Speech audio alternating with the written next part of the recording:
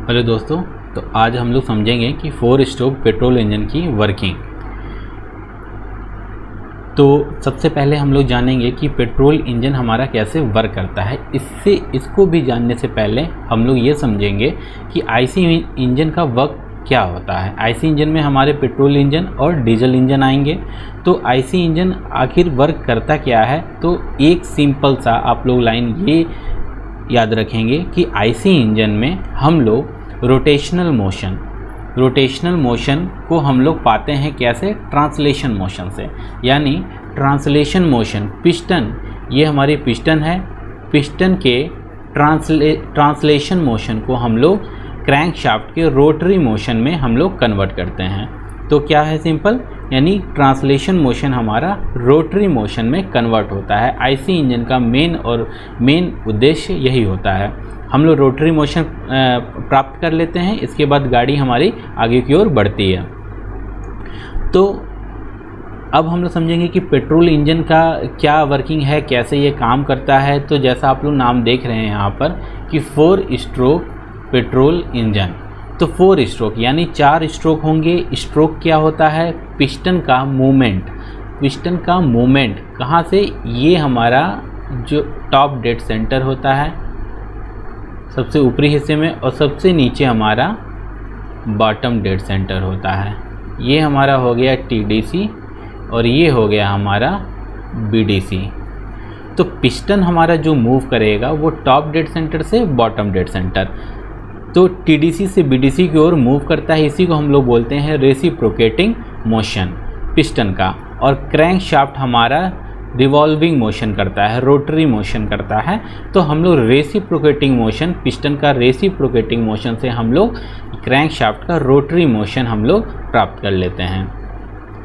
इसके पहले आप लोग कुछ पार्ट्स के बारे में जान लीजिए कि इंजन के मेन पार्ट्स क्या होते हैं, उसके बाद हम लोग इसके प्रोसेस पर चलते हैं। तो सबसे आउटर हिस्सा आपको जो दिख रहा है वो हमारा है सिलेंडर। इंजन का ये जो आउटर हिस्सा दिख रहा है वो हमारा है सिलेंडर, और सिलेंडर के अंदर स्पेस होती है। इस स्पेस के अंदर ही पिस्टन हमारा टीडीसी से बीडीसी की ओर मूव करता है, टॉप टू बॉटम। और ये हमारा क्रैंक केस है जिसके अंदर हमारा कनेक्टिंग रॉड, ये हमारा कनेक्टिंग रॉड है, और ये हमारी क्रैंक है। इसका रोटेशन दिखाया गया है, ये क्लॉकवाइज ऐसे घूम रहा है। तो ये क्रैंक हो गया, ये कनेक्टिंग रॉड हो गया। दोनों जो जुड़ता है उसे क्रैंक पिन कहते हैं। क्रैंक पिन की सहायता से हम लोग क्रैंक और कनेक्टिंग रॉड को जोड़ देते हैं। और ये हमारा पिस्टन है, पिस्टन के ऊपर हमारे पिस्टन रिंग्स लगे होते हैं। और ये 2 वॉल्व दिखाई देंगे आपको। ये दोनों वॉल्व, इसको कहते हैं इनलेट वॉल्व या इनटेक वॉल्व, और इसको बोलते हैं आउटलेट वॉल्व। और बीच में हमारा स्पार्क प्लग लगा होता है। अगर ये पेट्रोल इंजन है तो स्पार्क प्लग लगा रहेगा, अगर ये डीजल इंजन है तो यहाँ पर इंजेक्टर लगा होगा। और सबसे ख़ास बात, यहाँ पर आप लोग एक क्रैंक शाफ्ट देख रहे होंगे। क्रैंक शाफ्ट्स आगे की ओर ऐसे निकली रहती है, ये पूरी एक ऐसे क्रैंक शाफ्ट होती है, ठीक है। इसी के ऊपर हमारा क्रैंक और कनेक्टिंग रॉड फिर पिस्टन लगा होता है। तो यहाँ पे ये क्रैंक शाफ्ट, इसी को हम लोग को घुमाना है, ठीक है। किससे, पिस्टन के ट्रांसलेटिंग मोशन से, ठीक है। ट्रांसलेटिंग या रेसिप्रोकेटिंग वर्ड ज़्यादा सही रहेगा, क्योंकि ये टॉप और बॉटम दोनों ओर मूव करता है, इसलिए रेसिप्रोकेटिंग मोशन करता है पिस्टन। तो समझते हैं अब आगे इसका प्रोसेस क्या है, इसके पार्ट्स के बारे में हम लोग जान गए हैं। तो देखिए, जैसा इसका नाम है 4 स्ट्रोक, तो यहाँ पर 4 स्ट्रोक होंगे पिस्टन का। एक बार टीडीसी से बीडीसी की ओर आएगा तो पहला स्ट्रोक कंप्लीट होगा, फिर बीडीसी से टीडीसी की ओर जाएगा तो दूसरा स्ट्रोक कंप्लीट होगा, फिर तीसरी बार में ये टीडीसी से फिर बीडीसी की ओर आएगा तो तीसरा स्ट्रोक होगा, और लास्ट स्ट्रोक फिर ये बीडीसी से टीडीसी की ओर जाएगा। तो टोटल 4 स्ट्रोक करेंगे। इसी 4 स्ट्रोक को हम लोग 1 2 3 4 4 डायग्राम में हम लोगों ने दिखाया है। तो सिलेंडर एक ही, इंजन यहाँ पर एक ही है, और इसको हम लोग 4 डायग्राम अलग अलग हमने दिखाया है। इसको पहले मैं रब कर देता हूँ।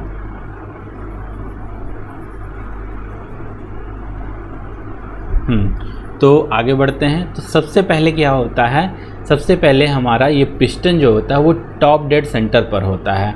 टॉप डेड सेंटर से ये धीरे धीरे जैसे ही नीचे जाता है हमारा इनलेट वॉल्व खुल जाता है और एयर और फ्यूल का मिक्सचर, यानी फ्यूल यहाँ पे क्या होगा, पेट्रोल होगा, और एयर कार्बोरेटर के थ्रू, कार्बोरेटर में प्रॉपर मिक्सिंग होती है एयर और पेट्रोल की, और कार्बोरेटर के थ्रू ये इनलेट वाल्व खुलता है। इनलेट और आउटलेट वाल्व हम कैम के द्वारा कंट्रोल करते हैं, स्प्रिंग के द्वारा कंट्रोल किया जाता है जिस पे कैम लगा होता है। और फिर जैसे ही ये टॉप डेड सेंटर से नीचे की ओर आता है पिस्टन, वैसे ही ये इनलेट वाल्व खुल जाता है और आउटलेट वाल्व बंद रहता है, और यहाँ से एयर और फ्यूल का मिक्सचर अंदर आता है।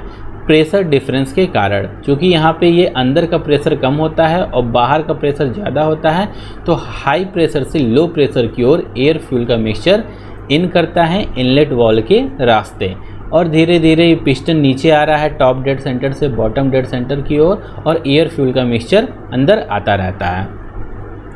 यहाँ पे फ्यूल इकट्ठा हो गए सारे, ठीक है, और पिस्टन हमारा बीडीसी पे पहुँच गया। तो अब हमारा सक्शन स्ट्रोक कंप्लीट हो गया, जिसको हम लोग इनटेक स्ट्रोक भी बोलते हैं। यानी यहाँ पर जैसे ही पिस्टन टीडीसी से बीडीसी को आया, अंदर हमारा एयर फ्यूल का मिक्सचर भर चुका है, और तब ये प्रोसेस कंप्लीट हो जाता है। इसको बोलते हैं सक्शन स्ट्रोक।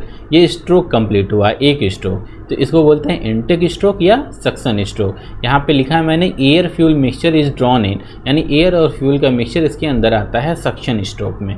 अब सेकंड स्ट्रोक देखिए, सेकंड स्ट्रोक हमारा कहलाता है कंप्रेशन स्ट्रोक। इस स्ट्रोक में क्या होगा, पिस्टन हमारा बीडीसी पे है, बीडीसी से ऊपर की ओर जाएगा और एयर फ्यूल का मिक्सचर जो है अंदर उसको जो है कंप्रेस करेगा, और कंप्रेशन होने पर एयर फ्यूल का प्रेशर और टेम्परेचर दोनों बढ़ जाएगा। टेम्परेचर काफ़ी बढ़ जाता है और फिर उसके साथ ही साथ इसका प्रेशर जो भी वो भी बढ़ जाता है, प्रेशर भी। तो हम लोग जानते हैं पेट्रोल का जो सेल्फ इग्निशन टेम्परेचर होता है, सेल्फ इग्निशन टेम्परेचर होता है पेट्रोल का, वो अराउंड 450 डिग्री सेंटीग्रेड होता है। और यहाँ पे जब ये कंप्रेस करता है तो इसका जो टेम्परेचर जो बढ़ता है वो 160 डिग्री सेंटीग्रेड के अराउंड बढ़ता है। तो ठीक है, अब इतना टेम्परेचर इस फ्यूल को जलाने के लिए तो काफ़ी है नहीं, हमें बाहर से कोई ना कोई सोर्स तो देना होगा, क्योंकि इसका सेल्फ इग्निशन टेम्परेचर है 450 डिग्री सेंटीग्रेड। तो इतना रेंज तक लाने के लिए हम लोग स्पार्क प्लग का यूज करते हैं। अब करंट के थ्रू करंट जैसे ही स्पार्क प्लग में करंट आएगा, यहाँ से एक स्पार्किंग होगी। तो अभी ये प्रोसेस ये स्ट्रोक ख़त्म होने के बाद ही यहाँ पे स्पार्क प्लग से स्पार्किंग होगी। तो जैसे ही ये पिस्टन हमारा बीडीसी से टीडीसी की ओर जाता है, ये हमारा कंप्रेशन स्ट्रोक ख़त्म हो जाता है, और जैसे ही कंप्रेशन स्ट्रोक ख़त्म होगा स्पार्क प्लग से स्पार्किंग होगी, और हमारा अंदर का जो एयर फ्यूल मिक्सचर जो हाई प्रेशर और टेम्परेचर पर है वो जल जाएगा। और जैसे ही जलेगा एक एक्सप्लोसिव फोर्सेस एक्ट करेगा, बहुत ही हॉट गैसेस बनेंगी, हॉट गैसेस बहुत ही फोर्स लगाएगा हमारे पिस्टन पर, और पिस्टन फिर नीचे आना स्टार्ट कर देगा। इस प्रोसेस को हम लोग अगले स्ट्रोक में समझेंगे, यानी ये पावर स्ट्रोक। अब यहाँ पर हॉट गैसेस की वजह से पिस्टन नीचे आ रहा है, अलग से कोई एनर्जी नहीं देनी पड़ रही है पिस्टन को नीचे या ऊपर आने के लिए, इसलिए इसको हम लोग पावर स्ट्रोक कहते हैं। टोटल 4 स्ट्रोक में से हम लोग एक यहीं पर हमें पावर मिलता है, 4 स्ट्रोक कंप्लीट करेगा तब एक पावर मिलता है इस 4 स्ट्रोक पेट्रोल इंजन में।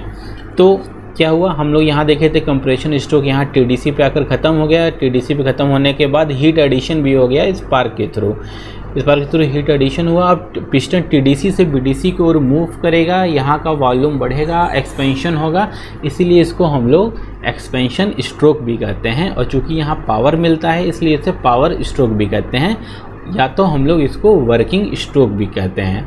ठीक है, तो पिस्टन यहाँ पे टीडीसी से बीडीसी की ओर मूव करेगा और ये स्ट्रोक हमारा ख़त्म हो जाएगा, और अंदर हमारे क्या हैं, हॉट गैसेस हैं। अब ये हॉट गैसेस, अब यहाँ पे आपको ध्यान देने वाली बात है, कंप्रेशन स्ट्रोक और पावर स्ट्रोक, दोनों स्ट्रोक में इनलेट वाल्व और आउटलेट वाल्व बंद होता है। अगर ये खुला रहेगा तो यहाँ से गैसेस बाहर निकल जाएगी, फ्यूल्स बाहर निकल जाएंगे, तो इन दोनों स्ट्रोक में हमारा ये दोनों वाल्व बंद होते हैं। फिर जैसे ही हमारा एग्जॉस्ट स्ट्रोक आएगा तो यहाँ पर क्या होता है, जब पिस्टन हमारा टीडीसी से बीडीसी यहाँ पहुँच चुका है इस पावर स्ट्रोक में, तो यहाँ से जैसे ही इस पोजीशन पे है वैसे ही यहाँ पर प्रेशर और टेम्परेचर बहुत ज़्यादा है, प्रेशर भी बहुत ज़्यादा है, टेम्परेचर तो कम हो जाता है, प्रेशर बहुत ज़्यादा रहता है एटमॉस्फेरिक प्रेशर से। एटमॉस्फेरिक प्रेशर के कंपेयर में यहाँ का प्रेशर ज़्यादा होता है, और जैसे ही ये वॉल्व खुलता है मैक्सिमम 95% गैसेस तो इसकी टीडीसी के ये बॉटम डेड सेंटर पे रहते समय ही यहाँ से चला जाता है। मेन जो गैसेस होती हैं वो बची खुची जो 5% गैसेस होती हैं वो जैसे ही बीडीसी से ऊपर की ओर मूव करता है टीडीसी की ओर, सारी की सारी गैसें एग्जॉस्ट गैस के रास्ते बाहर निकल जाती हैं, और ये हमारा एग्जॉस्ट स्ट्रोक कंप्लीट हो जाता है। फिर हम लोग वापस जो है पहुंच जाते हैं किस पे, फिर से सक्शन स्ट्रोक पर, और ये प्रोसेस बहुत जल्दी होता रहता है। सेकेंड मिली सेकेंड के अंदर ये सब ख़त्म हो जाते हैं। ये प्रोसेस बहुत फास्ट प्रोसेस होता है। तो आप लोग क्या समझे, सबसे पहला स्ट्रोक सक्शन स्ट्रोक, दूसरा कंप्रेशन स्ट्रोक, तीसरा पावर स्ट्रोक, चौथा एग्जॉस्ट स्ट्रोक। तो पावर स्ट्रोक को हम लोग और क्या बोलते हैं, पावर स्ट्रोक, एक्सपेंशन स्ट्रोक या वर्किंग स्ट्रोक। और इनलेट वॉल्व किस में बंद होता है, तो दो ऐसे स्ट्रोक हैं, कंप्रेशन स्ट्रोक और पावर स्ट्रोक, इसमें दोनों वॉल्व बंद रहते हैं। और बाकी के जो दोनों स्ट्रोक हैं, इनटेक स्ट्रोक और एग्जॉस्ट स्ट्रोक, इसमें एक बार इनलेट वॉल्व खुला रहेगा, इनलेट में एयर फ्यूल का मिक्सचर अंदर आने के लिए, और एग्जॉस्ट वाले में आउटलेट वॉल्व खुला रहेगा अंदर की गैसों को बाहर निकालने के लिए।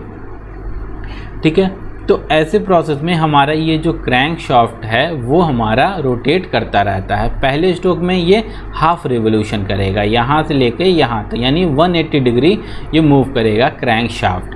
ठीक है, और अगले वाले में फिर ये ऐसे रोटेट करेगा, यानी एक रिवोल्यूशन कंप्लीट होता है 2 स्ट्रोक में, यानी 4 स्ट्रोक कंप्लीट होगा हमारा 2 रिवोल्यूशन में। ठीक है, तो एक पावर स्ट्रोक मिलता है हमारा, एक पावर जो हमें मिलता है वो हमारा एक पावर स्ट्रोक में मिलता है, केवल एक स्ट्रोक में, यानी 2 रिवोल्यूशन करेगा तब जाके हमें एक पावर मिलती है, किसमें, पेट्रोल इंजन में। ठीक है, ये तो रही बात हमारी पेट्रोल इंजन की कि कैसे ये वर्क करेगा, और आपको दिखा देता हूँ मैं यहाँ पे कि कैसे ये वर्क कर रहा है। ये एक इंजन है, एक सिलेंडर को मैंने दिखाया है। एक गाड़ियों में एक से ज़्यादा सिलेंडर रहते हैं, यहाँ पे मैंने एक सिलेंडर की वर्किंग दिखाया है। ऐसे ही कई सिलेंडर जोड़ देंगे एक क्रैंक शाफ्ट पर, वो हम लोग गाड़ियों में यूज करते हैं। यहाँ पे एक सिलेंडर को दिखाया गया है, आप लोग देख सकते हैं। यहाँ पर हमारा ये इनलेट वाल्व है, ये आउटलेट वाल्व है, ये दोनों कैम और कैम मैकेनिज्म के द्वारा ये कंट्रोल किए जा रहे हैं कि कब इसे ओपन होना है, कब इसे बंद होना है। और यहाँ पे आप लोग एक थ्रोटल वाल्व देख रहे हैं, ये थ्रोटल वाल्व ओपन होता है तो यहाँ से एयर और फ्यूल का मिक्सचर अंदर आता है। और ये हमारा ये पिस्टन है, ये पिस्टन है, अंदर हमारी एयर फ्यूल होती हैं, और ये हमारा पिस्टन है जो आप देख सकते हैं। और ये हमारा कनेक्टिंग रॉड है। पिस्टन हमारा रेसिप्रोकेटिंग मोशन करता है, और कनेक्टिंग रॉड हमारा ऑक्सीलेटिंग मोशन करता है, मतलब यहाँ से घूमेगा फिर यहाँ जाएगा। ठीक है, ऑसिलेशन करता है ये। और क्रैंक हमारा रोटेशन करता रहता है, और जिस पे क्रैंक शाफ्ट लगा होता है, क्रैंक शाफ्ट हमारा रोटरी मोशन प्रोवाइड करता है। और ये हमारा एग्जॉस्ट गैसेस यहाँ से बाहर निकल जाती हैं। तो यहाँ पे आप देख सकते हैं कि जैसे ही एयर फुल मिक्सचर आया, यहाँ पे सबसे पहले यहाँ पे सक्शन हुआ, फिर कंप्रेशन हुआ, स्पार्किंग हुआ, उसके बाद एग्जॉस्ट हो गया। ये 4 स्ट्रोक यहाँ पर आप अच्छे से देख सकते हैं।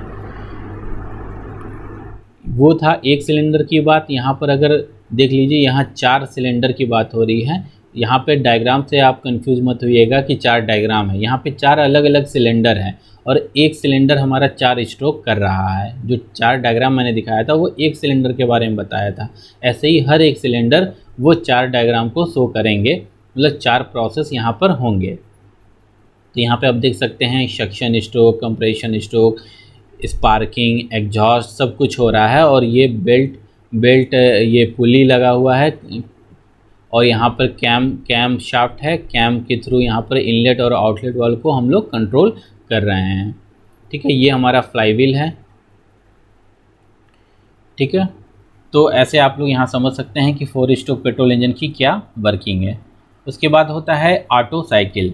तो चूँकि पेट्रोल इंजन, जिसको एसआई इंजन भी बोलते हैं, स्पार्क इग्निशन इंजन, वो किस साइकिल पे बेस्ड होता है, वो हमारा ऑटो साइकिल पे बेस्ड होता है। यहाँ पे पीवी डायग्राम और टीएस डायग्राम को शो किया गया है। ये कैसे होता है इसको हम लोग नेक्स्ट वीडियो में देखेंगे, ठीक है। फिर यहाँ से हम लोग एफिशिएंसी निकालते हैं, एफिशिएंसी ऑफ द इंजन कि इसकी क्या एफिशिएंसी होगी, पेट्रोल इंजन में, डीजल इंजन में अलग होगी, ठीक है, फिर ड्यूल इंजन में अलग होगी।